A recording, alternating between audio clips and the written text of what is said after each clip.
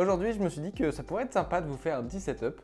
C'est vrai qu'on vous montre rarement comment ça se passe derrière les vidéos, les backstage. Je le fais aujourd'hui, une fois pour toutes. Aussi parce qu'on est arrivé à un moment dans l'histoire de la chaîne où on commence à avoir pas mal de matos. Je commence à avoir des trucs à vous montrer. On a un tout nouveau décor, relativement nouveau. Hein. Ici, en fait, c'est la partie studio. C'est pas là où je travaille chaque jour, donc j'ai d'autres bureaux à Paris que je vais pas vous montrer parce que c'est des bureaux. Je devrais normalement accueillir peut-être des nouvelles personnes dans le courant de l'année. On va voir ça, je vous en dis pas plus. Je vais vous montrer tout ce qui va être notre matos vidéo, moi mon matos de geekos, hein, on va dire ça, pour tout ce qui est dev, montage, etc. Je m'étalerai pas trop sur la partie hardware, vous avez tous les liens dans la description comme dans tous les setups. Et puis je vais en profiter à la fin pour vous présenter des trucs que vous voyez pas souvent normalement dans les setups habituels, des petites bidouilles que j'ai trouvées, des trucs marrants et les softwares que j'utilise aussi, que ce soit pour du dev, de la bidouille, les systèmes d'exploitation que j'utilise, les conneries en tout genre. Voilà. À l'occasion de cette vidéo, on a un peu fait genre qu'on est des gens organisés et que ici c'est propre.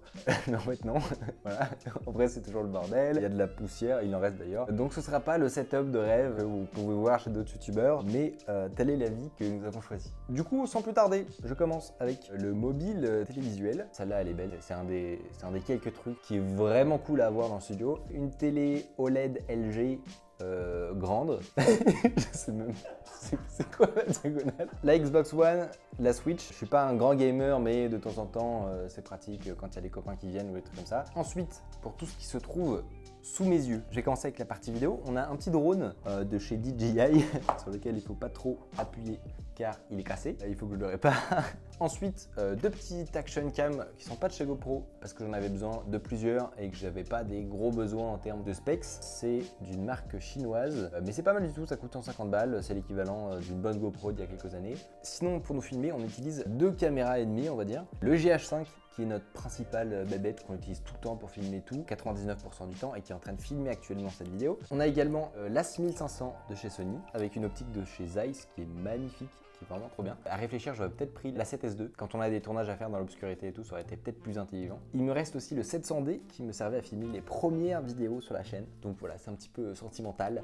Je le garde et puis mine de rien, ce truc ça a des années, mais ça fait toujours des aussi bonnes photos. Niveau son, on prend le son avec à la fois un micro canon qui est un micro de chez Rode qui doit coûter une cinquantaine de balles, qui fonctionne très bien, et ce qu'il y a juste ici, qui est un micro cravate de chez Rode aussi, pareil. Avant, on utilisait des micros HF, donc sans fil, qui permettaient d'avoir le son enregistré directement sur la vidéo. Au final, on finit toujours par utiliser ça. Il y avait juste besoin d'un téléphone pour enregistrer, d'une appli, et puis c'est parti quoi. Donc c'est un truc de moins à avoir en tête et à gérer pour les tournages, et honnêtement, ça fait carrément le café. Quand il y a des voix off, ou pour certaines interviews ou certains salons, on utilise ces deux micros, donc le Zoom H1 et le Zoom H4. Ici, il y a des entrées XLR qui peuvent être pratiques sur certains micros. Niveau stockage, on a toute une flopée de petits SD qu'on a acquis au fur et à mesure du temps, à force d'en perdre et d'en racheter ou d'en voler.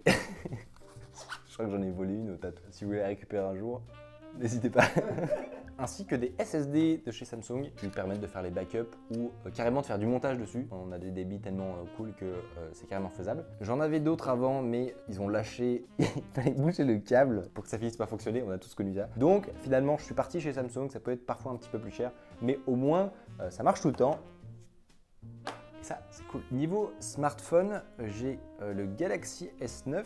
Qui est censé servir pour du dev, des tests ou des trucs comme ça, mais qu'en réalité il faut que je revende. Il est sous Lineage OS parce que je déteste, mais alors là je déteste au plus profond de moi l'OS de Samsung. Sinon tous les jours, iPhone X. Voilà. Jailbreaké, Amen, le jailbreak est enfin sorti. Ça a un peu moins d'intérêt que ça pouvait en avoir il y a quelques années. J'en parle jamais sur la chaîne, mais qui sait, ça pourrait venir si j'ai des projets qui tournent autour de ça, développer des tweaks, des choses comme ça. Dites-moi si c'est des trucs qui peuvent vous intéresser éventuellement. Le dernier bijou qui vient d'arriver, c'est l'iPad Pro de dernière génération, qui est franchement une merveille. Je l'emporte absolument partout. C'est super pratique parce que j'ai pas toujours besoin en fait d'un PC. Quand j'ai pas de montage ou de tâches lourdes à faire, c'est super cool pour faire les mails. Et contre toute attente, il est possible de faire du dev avec ça. Il faut des petites techniques et tout et une connexion internet, mais c'est quelque chose de totalement faisable. N'hésitez pas d'ailleurs, si vous voulez que je fasse une petite vidéo, faites un défi genre développer un truc sur un iPad. Ça peut être très fun. Proposez-moi des idées en commentaire. Ensuite, niveau PC.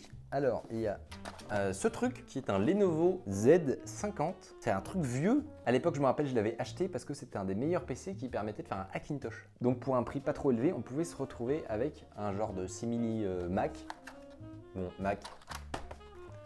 on s'entend, hein. Pour ceux qui ne savent pas, un Hackintosh, c'est l'art, finalement, parce que c'est un art, de faire tourner le système d'exploitation macOS sur un PC. C'est un PC qui va me servir surtout pour des tests, donc c'est là-dessus qu'on va, par exemple, exécuter des trucs un petit peu chelous. Et enfin, la pièce maîtresse du setup, le Dell XPS 13 9370, que d'ailleurs Dell et LDLC m'ont gentiment envoyé. Il y a avec ça un concours avec 500 balles à gagner sur le site LDLC, vous avez toutes les informations dans la description. J'ai eu l'occasion d'avoir pas mal de laptops dans ma vie et honnêtement, à l'heure actuelle, avec mes besoins, c'est le meilleur que je peux conseiller. Concrètement, ce dont j'avais besoin, c'est une batterie FATAS, parce que j'aime bien quand même que ça tienne pendant les déplacements. Avec celui-là, je crois que j'avais 1h30 à la fin, c'était un enfer. 16 Go de RAM, dès qu'on veut faire tourner des VM ou des trucs comme ça, c'est quand même vachement pratique. Un processeur pas dégueulasse du tout, un i7 de 8ème génération, ça fait plaisir pour les compilations. Et globalement, aujourd'hui, la carte graphique, je peux m'en passer. C'est souvent le truc qui va consommer un max. Soit je suis au studio, au bureau ou chez moi, dans ce cas-là, j'ai plutôt une bonne connexion, donc je passe par Shadow. Pour ceux qui connaissent pas encore Shadow, il en reste quelques-uns. Vous pouvez toujours aller voir la vidéo que j'avais fait avec eux, que je vous mets juste là. Quand je veux faire du gaming ou de faire des montages,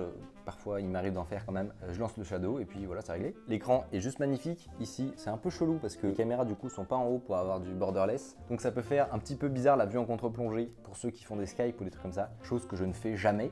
Et avant tout, ce qui est vraiment cool avec ce PC, c'est qu'il est parfaitement compatible avec les distributions Linux. Même le touchscreen, j'ai testé avec Ubuntu et ça marche nickel. Il y a même certaines versions qui ne sont pas vendues en France, je crois, mais qui sont directement équipées avec un Linux. Quand même assez rare pour le dire. Niveau système d'exploitation, je garde quand même Windows pour le principe. Quand j'ai des trucs à faire sur la suite Adobe ou voilà, des programmes qui nécessitent Windows, malheureusement, il y en a beaucoup. Sinon, le reste du temps, je suis sur Ubuntu, qui est devenu sacrément moins moche depuis qu'ils sont passés sur GNOME. Je vais passer rapidement sur les logiciels parce que je sais que ça n'intéresse pas tout le monde, mais dans les trucs que je peux noter, en éditeur de texte, Visual Studio Code, j'utilisais des IDE avant, type PHP Storm et tout, mais au final, je reviens souvent à des trucs beaucoup plus light. Niveau Git, j'utilise GitKraken, qui est un super client Git, qui est très joli. Et enfin, Shadow Linux. Alors ça honnêtement, il n'y a pas de souci, il n'y a pas de problème. Si vous avez un Linux et que vous en avez marre de devoir dual booter vos OS pour pouvoir jouer, à un moment, je peux plus rien pour vous, là, allez tester. Allez casser les couilles, bordel. Alors je parle beaucoup de Shadow, ce n'est pas une vidéo sponsorisée. Cela dit, si ça vous intéresse, vous pouvez aller voir dans la description. Si vous voulez nous filer un coup de pouce, n'hésitez pas à utiliser notre code promo. Vous savez très bien que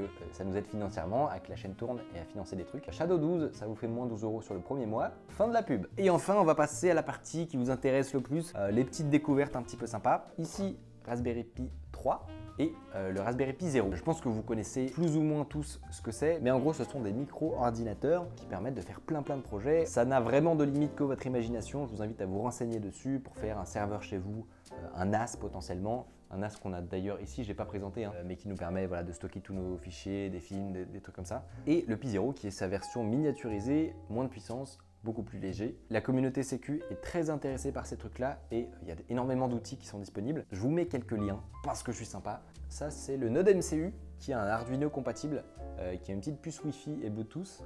Vous vous en doutez, c'est pas un OS complet qui tourne dessus, mais c'est du Arduino. Voilà. Pour ceux qui en ont déjà fait, et ça marche dessus. Ensuite, ça, c'est un keylogger physique qui permet de récupérer les touches de clavier. On branche le clavier ici et on branche cette partie-là au PC. Ça se vient s'intercaler entre les deux. C'est pas ce qui se fait de plus discret honnêtement, j'en ai vu des plus discrets que ça, mais voilà, c'est pratique pour faire des petites démos. Bien entendu, tout ce qu'il y a de plus inoffensif. Ce truc-là, c'est un émetteur FM. Donc à la base, l'utilité première, c'est pour toutes les voitures ou alors autoradio ou radio tout court qui n'ont pas de prise jack. Ce qui est un peu relou, mais qui peut arriver malheureusement encore aujourd'hui. Et donc vous pouvez pas mettre votre musique, vous êtes très frustré, il vous suffit de prendre votre téléphone, vous le connectez comme ça. Ensuite, on règle la bande sur laquelle on veut mettre et on a juste à allumer la radio sur cette bande. Bien sûr, on est censé prendre des bandes qui ne sont pas utilisées, parce que l'idée, c'est d'essayer en tout cas de ne pas diffuser des trucs débiles sur les bandes d'Europe 1 ou d'énergie, même si en vrai ça peut être marrant, je dis ça, je dis rien. Ce truc, je vous en avais déjà parlé, ça permet de faire de la double authentification, mais physique cette fois, pas avec un SMS, qui est quand même à éviter. Là, comment ça se passe? Vous avez votre page de connexion, vous rentrez votre mot de passe, que ce soit sur Google, sur Twitter, sur la plupart des gros sites, ils proposent ça maintenant. Et ensuite, vous avez juste à insérer la clé, à poser votre doigt ici, et ça va vous déverrouiller votre session. Je vous avais montré dans cette vidéo que même de la double authentification par notification ou par SMS, ça pouvait être vulnérable à certaines attaques de phishing. Le classique Rubber Ducky, celui-là on le présente plus. Ça permet bien entendu de simuler des frappes de clavier à très haute vitesse afin d'exécuter un script sur une machine auquel on a accès pendant seulement quelques secondes. Et enfin, ce dernier petit truc est un module pour la Nintendo Switch. Pour les hackers de Switch qui m'écoutent, c'est un truc qui se fixe en premier lieu et qui va faire l'injection de payload. Donc pas besoin de passer par un ordinateur ou un smartphone comme on en avait l'habitude. Très très pratique à avoir sous la main ça. Ah oui, putain, j'ai oublié les lumières. On utilisait une ring light, mais elle l'a cassé un peu. Et donc, comme nous sommes des ingénieurs en herbe, nous avons inventé un système très très complexe qui permet voilà, de reproduire finalement ce mécanisme qui permet de garder la ring debout finalement. Et que vous allez voir maintenant.